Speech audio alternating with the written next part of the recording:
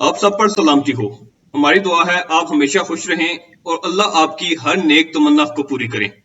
इस वक्त आप देख रहे हैं हमारा यूट्यूब चैनल ERP वर्ल्ड।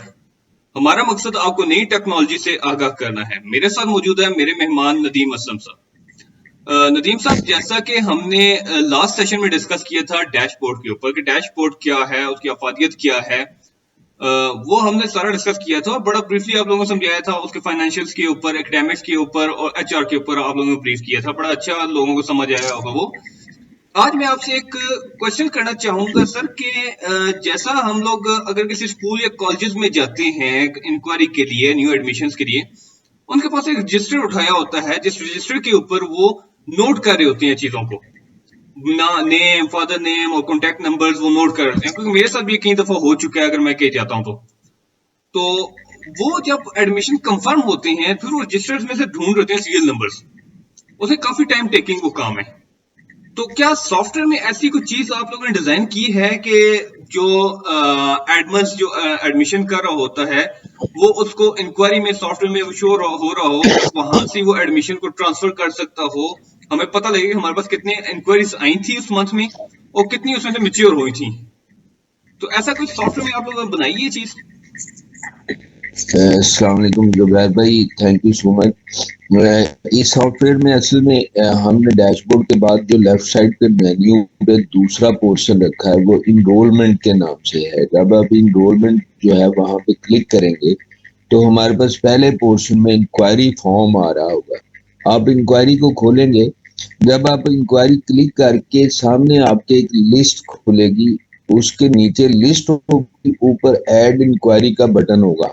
अब ये वाला फॉर्मेट जो है ये हमारे सारी फॉर्म एंट्री पे यही वाला फॉर्मेट चलेगा। चाहे आप एडमिशन एंट्री कर रहे हो, चाहे आप वोचर एंट्री कर रहे हो, चाहे आप फाइनेंशियल वोचर एंटर कर रहे हो, चाहे आप कुछ एग्जामिनेशन डाटा एंटर कर रहे हो, एकेडमिक्स का डाटा एंटर कर रहे हो, तो ये फॉर्मेट तो यही चलेगा। अब आप ऐड इंक्वायरी करेंगे तो वहां पे एक फॉर्म खुल जाएगा आपके पास। उस फॉर्म में देखिए हमारे पास पहले है डेट का कॉलम कि आप डेट लिखेंगे, वो आप करंट डेट लिखेंगे। अगर आप डेट नहीं भी लिखेंगे तो सॉफ्टवेयर में ये ऑटो जनरेटेड है कि ये करंट डेट जो आपकी मशीन पे आ रही होगी ये वहां से उठा लेगा। इंक्वायरी जो है वो नंबर भी ऑटो जनरेटेड है कि वो अपना नेक्स्ट नंबर जो है वो उठा लेगा। वहां पे आप नेम, फादर का mobile, email address, date of birth, remarks, address, आप ये चीजें ऐड कर सकते हैं। इसमें जो सबसे इम्पोर्टेंट हमारा है सेगमेंट, वो इसमें हमने दो बनाए हुए हैं। How did you hear about us, यानी कहाँ से सुना, आपका सोर्स क्या है इंफॉर्मेशन का।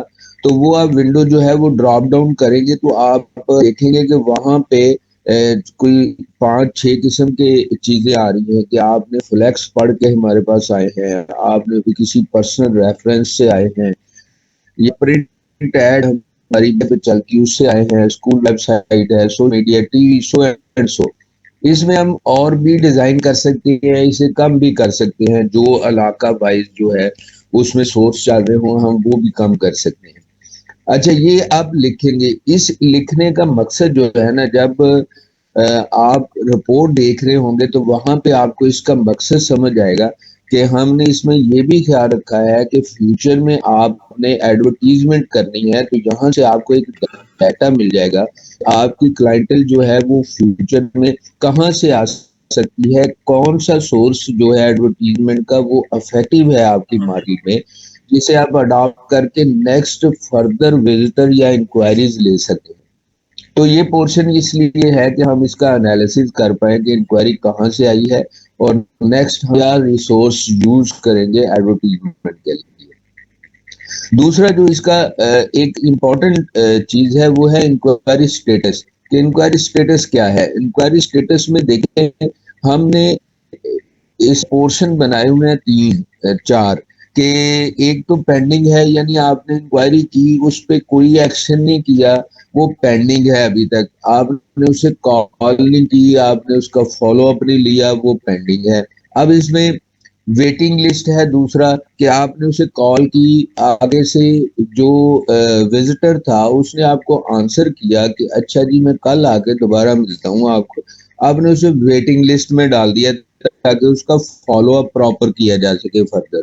ठीक है जी। अब रेफरेंस फॉर डिसीजन, यानी वो कह रहा है कि ठीक है मैं डिसीजन ले रहा हूँ, मैं एडमिशन करवाने आ रहा हूँ, आपने एक स्टेप और उसे आगे कर दिया कि वो रेफर्ड फॉर डिसीजन, यानी वो डिसीजन मेकिंग में अभी इन्वॉल्व है। अब अगला अगला स्टेप है कि आपने उसे क्लोज कर दिया, आपने फॉलो अप किया कस्टमर का एक दो फोन कॉल पे, एसएमएस पे या व्हाट्सएप पे, तो उसने कहा जी नहीं मैंने तो किसी और अदारे में एडमिशन करवा लिया है या मेरा इरादा चेंज हो गया है, मैं नेक्स्ट ईयर करवाऊंगा, तो आप उस इंक्वायरी को फिर क्लोज कर देंगे, यानी उसका किस्सा खत्म हो जाएगा।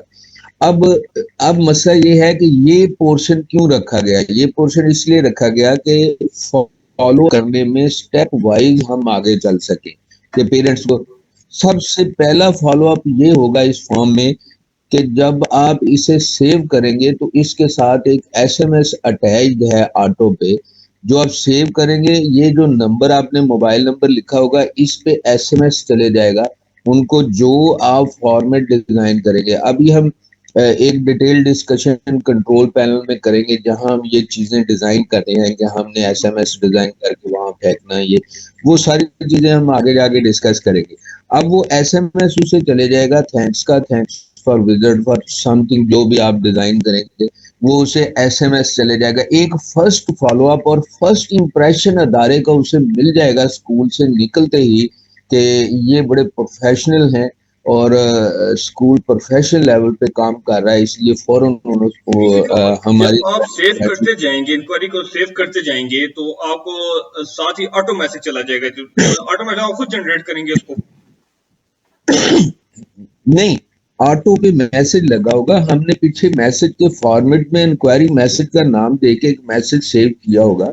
यहाँ से सॉफ्टवेयर जब आप सेव का बटन दबाएंगे और ये वहां से वो मैसेज फॉर्मेट उठाएगा, वो वर्डिंग उठाएगा और ये उस पेरेंट्स के मोबाइल नंबर पे भेज देगा।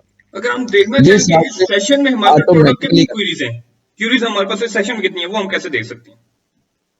जी जुबैर भाई, थोड़ा सा इसमें थोड़ा सा फॉर्म का एक हिस्सा और भी है कि हम असल में देखें, हम प्रोस्पेक्टस में हैं, वो इसका फाइनेंशियल इशू है इंक्वायरी फॉर्म का, कि प्रोस्पेक्टस का थोड़ा सा हमें इशू रहता है कि हमने अदारे में स्टॉक में इन्वेंट्री में 50 प्रोस्पेक्टस दी, 500 दी, तो वो कहाँ आई। अब प्रोस्पेक्टस फी पेड भी एक है और फी अमाउंट का भी है, आप वो लिख सकते हैं, सीरियल नंबर भी प्रोस्पेक्टस का लिख सकते हैं।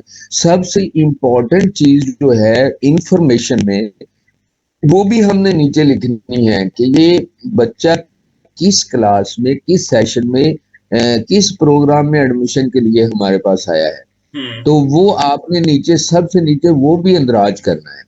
हम्म। अच्छा, जब आप अंदाज कर लेंगे तो अब आते हैं, आप इसे सेव करते हैं, पेरेंट्स को एक एसएमएस चला जाता है, तो आप जब सेव करेंगे तो लिस्ट पे जाएंगे तो वही फॉर्मेट नीचे लिस्ट आ रही होगी जितनी इंक्वायरीज आपने ऐड की होंगी। अब आपके क्वेश्चन की तरफ आते हैं, आपने कहा कि हम कहाँ से देख सकते हैं उसको, एनालाइज कहाँ से कर सकते हैं। हम्म। आप अगर इस रिपोर्टिंग में जाएं तो रिपोर्ट में आपको एकेडमिक्स रिपोर्ट में इंक्वायरी लिस्ट के नाम से एक रिपोर्ट मिलेगी, जो आप खोलेंगे तो वहां पे जाके वो रिपोर्ट पूरी आपको डिफाइन कर रही होगी कि आपके पास आज के दिन में 10 इंक्वायरीज आई हैं और उनका स्टेटस क्या है। ठीक है, अगर वो स्टेटस आपके सामने आ जाएगा कि स्टेटस क्या है, फर्ज करें उनमें से 8 लोग आपके पास एडमिशन लिए आ जाते हैं, तो इसमें एक और सहूलत दी गई है कि आपने ये जो पर्टिकुलर्स ऐड किए हैं,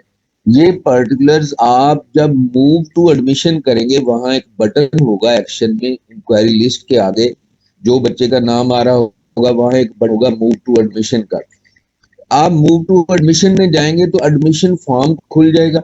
एडमिशन फॉर्म में आपको ये वाले पर्टिकुलर जो आपने इंक्वायरी फॉर्म में एंटर किए होंगे वो एडमिशन फॉर्म में दोबारा से नहीं करने पड़ेंगे, तो एडमिशन फॉर्म में उसके बकिया पर्टिकुलर जो है वो आप ऐड करेंगे। हम्म। तो यानी ये है कि ये आप करनी पड़ेगी कि आपने एक दफा इंक्वायरी फॉर्म पे एंटर किया, दूसरी दफा एडमिशन फॉर्म पे एंटर किया, हम्म, क्वेश्चन आपको पर्टिकुलर्स आ रहे होंगे